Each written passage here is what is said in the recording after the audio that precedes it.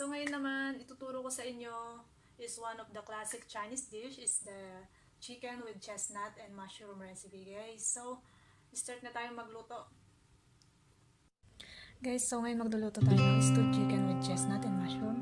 So, meron dito half chicken. Hugasan lang natin siya, i-chop, tsaka marinate na natin. Chestnut, nabalatan ko na siya, guys. Steam natin for 15 minutes para lumambot. Ito, mushroom. So, pa natin guys para lumambot. Meron ako dito ginger, garlic, okay, so i-prepare ko na muna, guys. Okay, so guys, nahugasan ko na siya ng mabuti, tsaka ko siya drinay. And kinat ko lang siya ng ganito kalalaki, guys.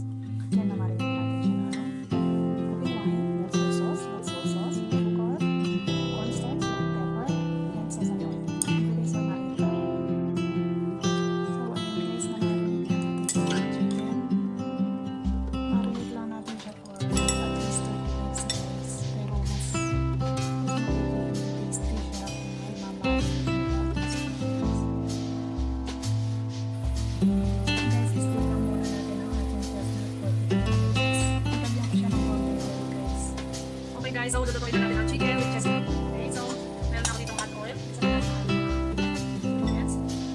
Just ginger.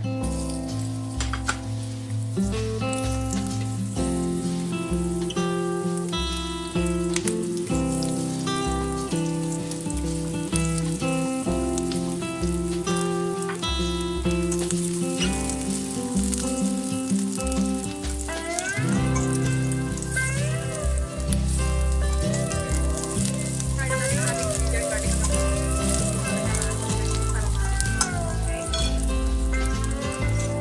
Fry natin ang ating ginger and ingredients. Dapat yan fry yung skin.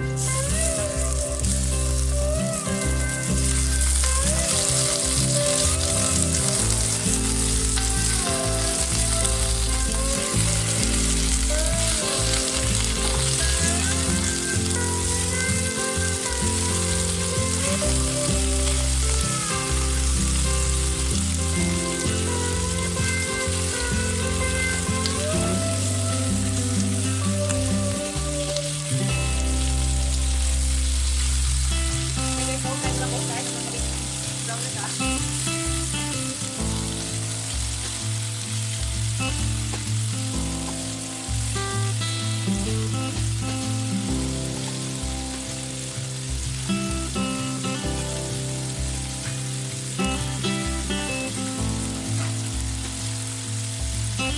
After natin na mag-brown both sides, guys, lagyan natin siya ng self wine. So, lagyan natin ng garlic sauce.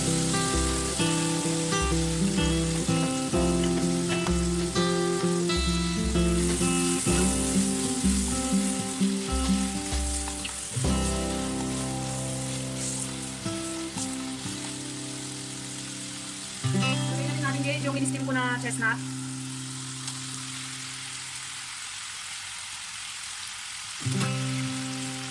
Ang ating mushroom.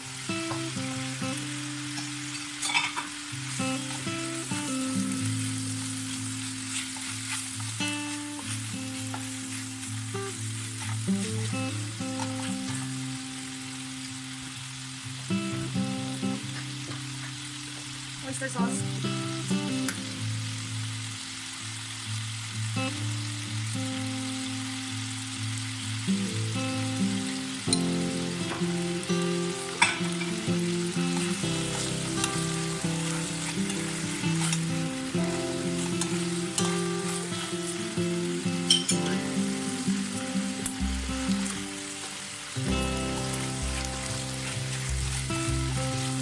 Okay, so guys, i-fry lang natin siya hanggang magpukulay yung mga sauce na natin natin. Hindi natin hot water.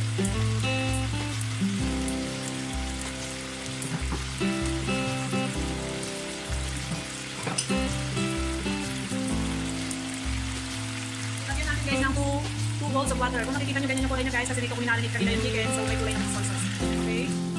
Guys. And then, simmer lang natin siya for 20 minutes guys, and then luto na siya. Salin ko lang sa ating pan.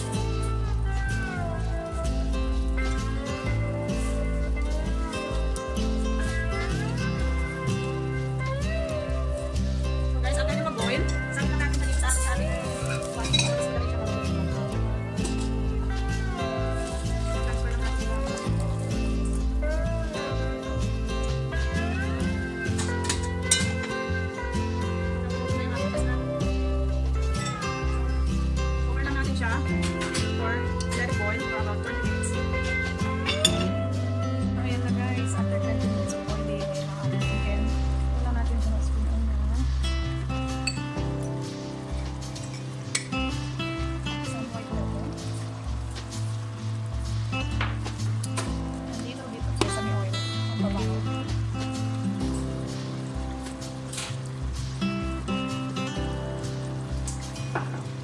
Okay, so ayan, naluluto na ang aking chicken with chestnut.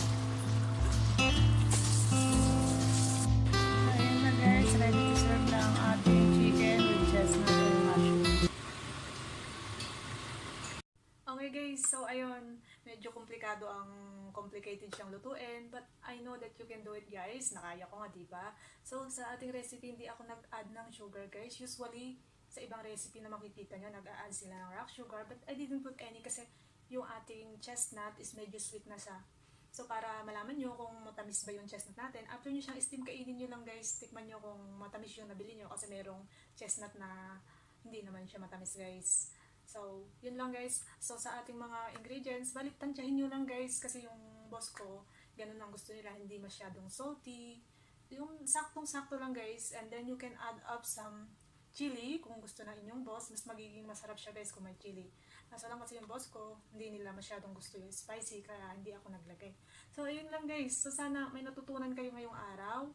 At please, kung di pa kayo nagsusubscribe, sana mag-subscribe kayo para mas updated kayo sa aking mga videos na i-upload pa. Okay guys, thank you for watching. Enjoy!